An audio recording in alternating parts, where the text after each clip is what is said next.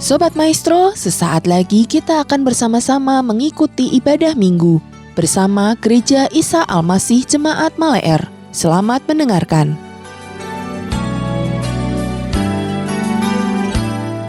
Shalom Bapak Ibu yang dikasihi Tuhan. Shalom. Dimanapun kita berada, mari kita sama-sama mempersiapkan hati kita. Kita boleh menyadari kalau ibarat kehidupan kita seperti samudra yang luas. Mungkin terjadi permasalahan dan pergumulan yang kita hadapi. Tapi kita tetap percaya bahwa Tuhanlah jangkar kehidupan kita. Dialah kekuatan dalam kehidupan kita, dan kepadanya lah kita berserah dan percaya. Di tengah luasnya samudra,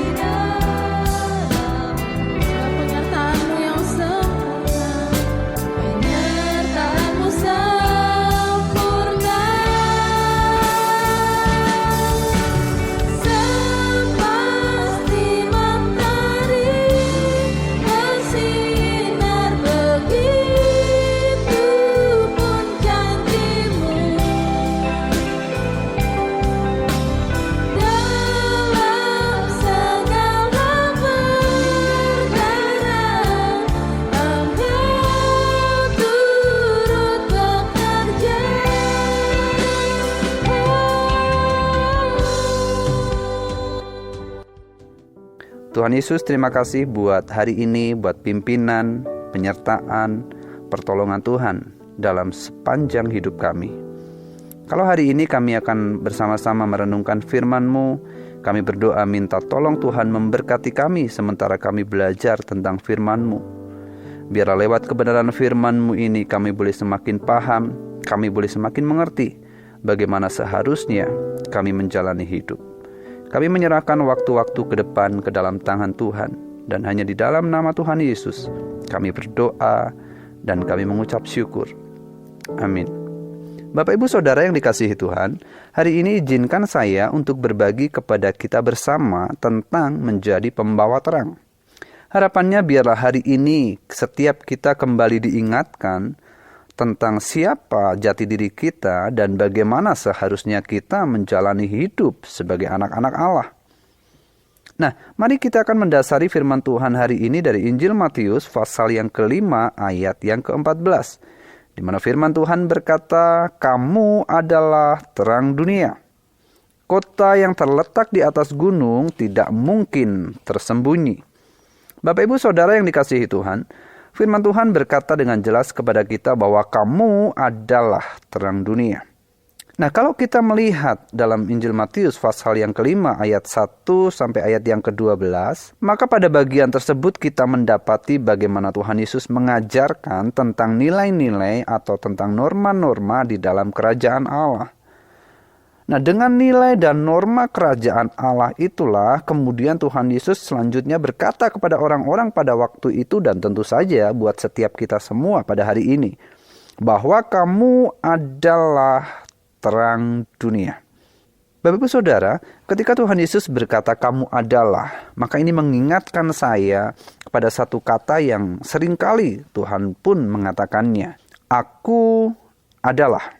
Nah, mari kita memahami bersama bahwa statement kamu adalah merupakan sebuah statement penegasan. Artinya Tuhan Yesus sementara menegaskan kepada kita semua tentang siapa kita. Bahwa kita adalah terang dunia. Itu sebabnya kita haruslah menjadi terang. Sehingga melalui kita maka terang itu ada. Melalui kita maka terang itu terjadi. Dan melalui kehadiran kita, maka terang itu pun hadir.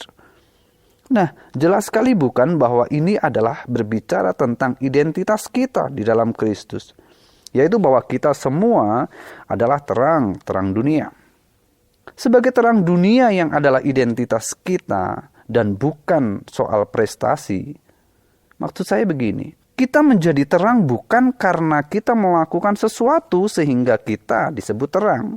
Tetapi realita bahwa kita adalah terang, maka kita mengerjakan sesuatu bagi dunia ini.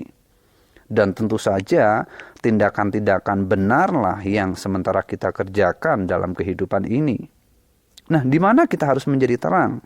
Firman Tuhan dengan jelas berkata bahwa kita adalah terang dunia, maka itu artinya bagi dunia inilah seharusnya kita menjadi terang. Lalu apa yang dimaksud dengan kata dunia? Bapak Ibu Saudara, kata dunia setidaknya memberikan kita dua pengertian. Yang pertama, dunia itu berbicara tentang tempat di mana kita berdiri. Yang kedua, dunia berbicara tentang sebuah tatanan kehidupan. Berarti Alkitab sementara bilang kepada kita bahwa dimanapun kita berdiri dan dimanapun sementara kaki kita berpijak, maka di tempat itu kita adalah terang. Kalau kita berdiri, kita berpijak di sebuah keluarga, dalam sebuah keluarga atau dalam keluarga kita, maka dalam keluarga itulah kita seharusnya menjadi terang. Kalau kita sementara berdiri dalam sebuah komunitas, maka pada komunitas itu seharusnya kita didapati sebagai terang. Dengan siapapun kita berkomunitas dan dengan siapa kita berelasi, maka pada dunia itu kita haruslah dinyatakan atau didapati sebagai terang.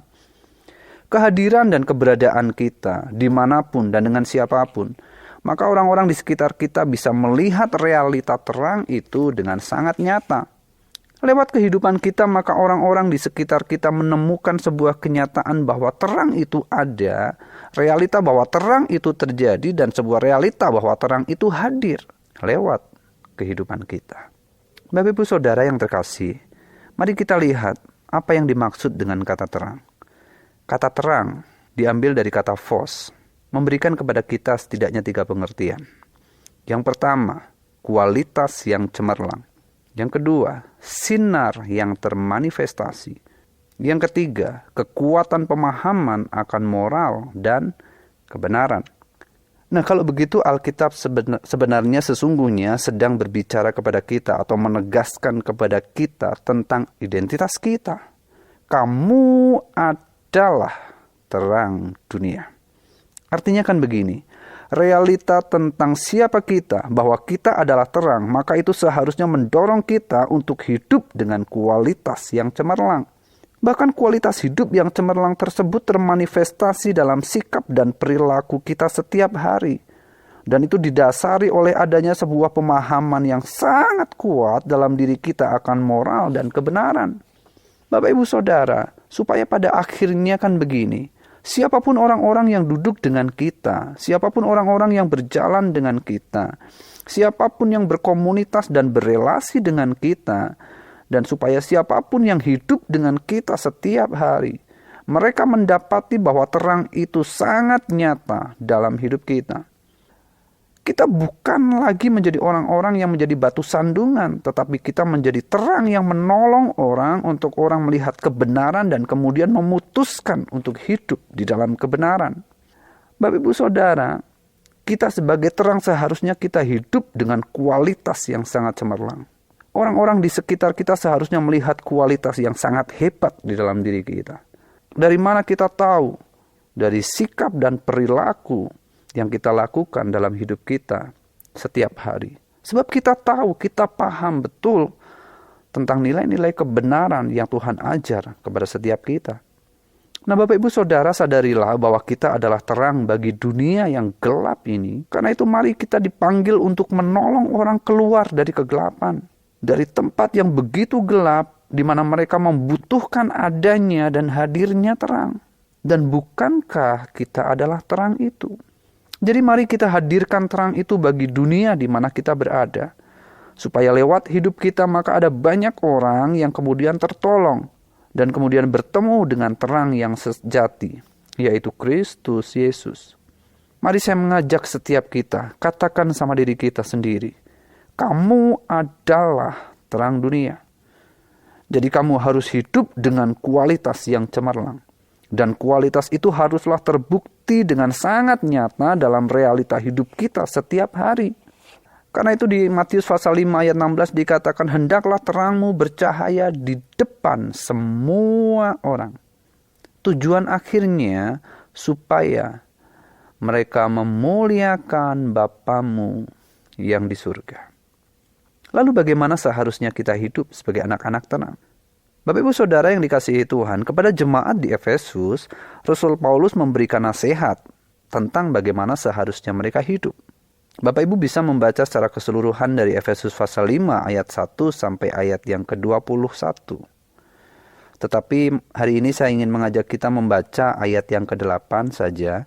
Dikatakan begini, memang dahulu kamu adalah kegelapan, tetapi sekarang kamu adalah terang di dalam Tuhan. Sebab itu, hiduplah sebagai anak-anak terang. Nah, dari sini saja kita tahu bagaimana Paulus sementara menasehatkan kepada jemaat di Efesus bahwa mereka bukan lagi orang-orang yang hidup di dalam kegelapan, melainkan mereka telah menjadi manusia baru. Karena itu mereka haruslah hidup sebagai anak-anak terang. Rasul Paulus mengingatkan kepada jemaat bahwa setelah mereka percaya kepada Kristus, maka mereka menjadi pribadi yang berbeda dengan mereka yang dahulu. Yaitu ketika mereka masih hidup di dalam dosa, kejahatan, dan kegelapan. Ketika mereka hidup dalam penyembahan berhala dan pelanggaran demi pelanggaran terhadap hukum Tuhan. Bapak Ibu Saudara yang terkasih, bukan hanya jemaat di Efesus yang harus hidup sebagai anak-anak terang. Namun setiap kita juga haruslah hidup sebagai anak-anak terang di dunia ini di mana kita ada. Dan ini adalah panggilan bagi setiap orang yang percaya. Dan bukankah kita adalah terang dunia? Nah, syukur kepada Allah yang telah menebus dan menyelamatkan kita melalui karya Kristus 2000 tahun yang lalu. Sehingga hari ini kita bukan lagi orang berdosa, namun kita menjadi orang benar. Kita bukan lagi seteru dan musuh Allah, namun kita adalah anak-anak Allah. Ia memberikan kepada kita hidup yang kekal, yang menghasilkan buah-buah yang baik, dan yang mempermuliakan namanya. Bapak Ibu Saudara, dari Efesus pasal 5 ayat 1-21, maka ada 3 hal yang bisa menjadi pembelajaran bagi setiap kita. Di mana kita belajar pertama, hidup menuruti perintah Allah. Karena memang sebagai anak-anak terang, maka kita haruslah hidup menuruti perintah Allah. Yang kedua, sebagai anak-anak terang, kita haruslah hidup dengan bijaksana. Dan kemudian yang ketiga, sebagai anak-anak terang, kita hendaklah hidup dipimpin oleh Roh. Nah, pada ayat yang pertama dikatakan begini, sebab itu jadilah penurut-penurut Allah. Jadilah imitator Allah, seperti anak-anak yang kekasih. Dan hiduplah di dalam kasih, sebagaimana Kristus Yesus juga telah mengasihi kamu dan telah menyerahkan dirinya untuk kita sebagai persembahan dan kurban yang harum bagi Allah. Rasul Paulus mendorong jemaat supaya mereka menjadi orang-orang yang meniru keteladanan Kristus. Meneladani Kristus yang telah terlebih dahulu mengasihi mereka, bahkan menyerahkan dirinya menjadi korban bagi dosa-dosa mereka. Karena itu hendaklah setiap kita umat Allah juga mengasihi sesama kita sebagaimana Kristus mengasihi kita. Paulus mendorong jemaat supaya mereka hidup di dalam kekudusan, supaya mereka tidak turut ambil bagian dalam percabulan, kecemaran, dan keserakahan. Jangankan turut ambil bagian dalam arti melakukan atau mengerjakannya. Bahkan Paulus berkata bahwa menyebutkannya pun jangan. Itu sebabnya di ayat 11 dikatakan, janganlah turut mengambil bagian dalam perbuatan-perbuatan kegelapan yang tidak berbuahkan apa-apa. Tetapi sebaliknya telanjangilah perbuatan-perbuatan itu. Nah, Bapak Ibu Saudara yang kekasih, biarlah setiap kita sungguh-sungguh menyadari bahwa sudah seharusnya sebagai anak terang kita hidup seturut dengan kehendak Allah. Kita tidak lagi hidup dalam dosa dan kejahatan. Kita tidak lagi menjadi orang-orang yang terbiasa melakukan pelanggaran demi pelanggaran terhadap hukum kebenaran dalam hidup kita setiap hari. Tetapi biarlah hidup kita menghasilkan kebaikan, keadilan, dan kebenaran. Bapak Ibu Saudara yang terkasih, di tengah dunia yang gelap dan jahat ini, marilah kita memancarkan terang yang cemerlang, menghasilkan kualitas hidup yang begitu cemerlang. Sebab dunia ini sangat membutuhkan terang. Jadilah terang lewat perkataan dan perbuatan kita. Perkataan kita hendaklah perkataan yang membangun dan menghidupkan, bukan perkataan yang mematikan buat orang yang mendengarnya. Nah, yang kedua, kemudian kita belajar bahwa pentingnya kita hidup dengan bijaksana. Ayat 15 berkata, karena itu perhatikanlah dengan seksama bagaimana kamu hidup. Janganlah seperti orang bebal, tetapi seperti orang arif. Dan pergunakanlah waktu yang ada, karena hari-hari ini adalah jahat. Sebab itu janganlah kamu bodoh, tetapi usahakanlah supaya kamu mengerti kehendak Tuhan. Bapak Ibu Saudara yang kekasih, saya percaya ketika kita terbiasa hidup di dalam keintiman dengan Allah dan firman-Nya, maka semakin hari kita akan semakin bijaksana dalam menjalani hidup ini. Firman yang kita renungkan dengan sungguh-sungguh itu akan benar-benar mendominasi dan menguasai pikiran kita, serta kemudian mendrive setiap keputusan dan tindakan yang kita ambil dalam hidup. Kita tidak lagi menjadi orang-orang yang bodoh, yang bertindak gegabah, yang melangkah dengan sembarangan. Nah, Paulus menasehatkan jangan menjadi orang bebal, yang tetap hidup di dalam dosa dan kecemaran. Namun jadilah orang arif, yaitu orang yang hidup seturut dengan kehendak Tuhan.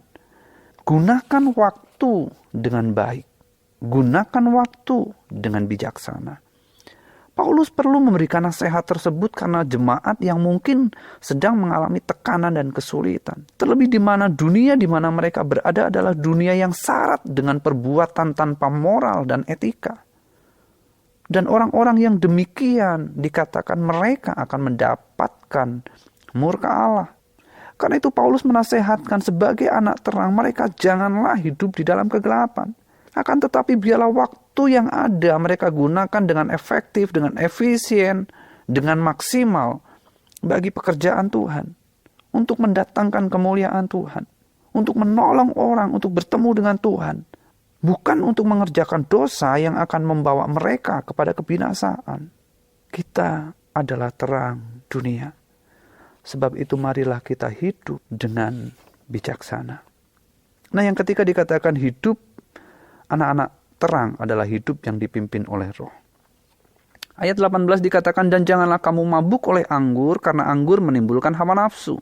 Tetapi hendaklah kamu penuh dengan Roh. Dan berkata-katalah seorang kepada yang lain dalam mazmur, kidung puji-pujian dan nyanyian rohani. Bernyanyi dan bersoraklah bagi Tuhan dengan segenap hati.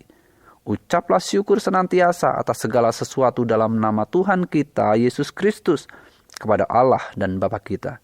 Dan rendahkanlah dirimu seorang kepada yang lain di dalam takut akan Tuhan. Bapak Ibu Saudara yang terkasih, orang yang hidupnya dipimpin oleh Roh Kudus, saya percaya orang tersebut tidak akan membiarkan hidupnya dikuasai oleh hawa nafsu. Perkataannya tentu bukan perkataan yang mematikan. Namun ucapan syukurlah, puji-pujianlah yang akan keluar dari mulutnya. Serta hidupnya adalah hidup yang penuh dengan kerendahan hati.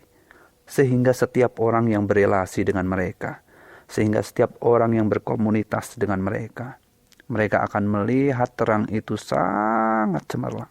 mereka akan melihat terang Kristus itu begitu sangat nyata lewat kehidupan kita.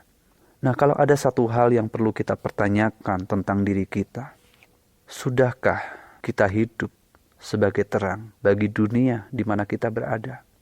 Bagi keluarga kita, bagi rekan kerja kita, bagi teman bisnis kita, bagi siapapun yang ada di sekitar kita. Sudahkah terang itu tampak nyata melalui hidup kita? Sudahkah kualitas hidup yang cemerlang itu terlihat dengan sangat nyata? Sudahkah terang itu, manifestasi terang itu terlihat dengan sangat nyata dari hidup kita? Kebenaran, keadilan, kasih, sudahkah itu terbukti dengan sangat nyata dalam hidup kita? Mari kita hidup dengan bijaksana di akhir zaman ini. Dan mari izinkan Tuhan, izinkan Roh Kudus yang memimpin dan mendrive seluruh kehidupan kita mulai hari ini. Amin. Mari kita akan berdoa. Terima kasih Tuhan Yesus buat firman-Mu hari ini, mengingatkan kepada setiap kami siapa sesungguhnya kami, bahwa kami adalah terang. Seharusnya kualitas hidup kami adalah kualitas hidup yang cemerlang.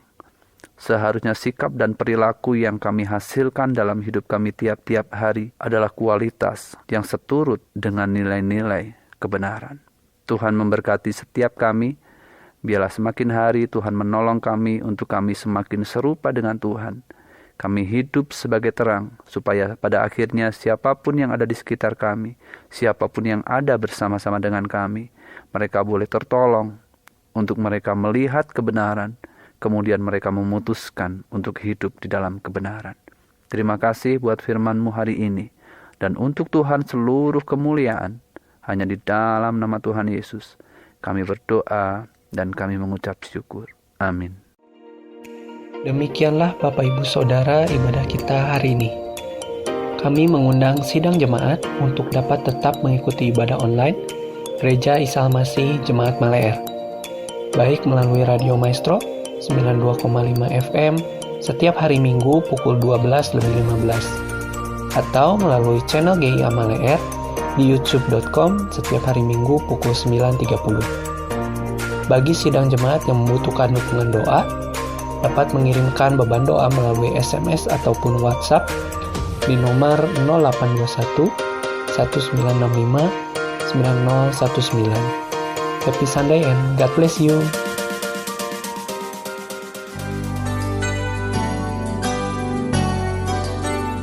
Sobat Maestro, Anda baru saja mendengarkan ibadah minggu bersama Gereja Isa Al-Masih Jemaat Maleer. Terima kasih atas kebersamaan Anda. Selamat hari Minggu dan Tuhan memberkati.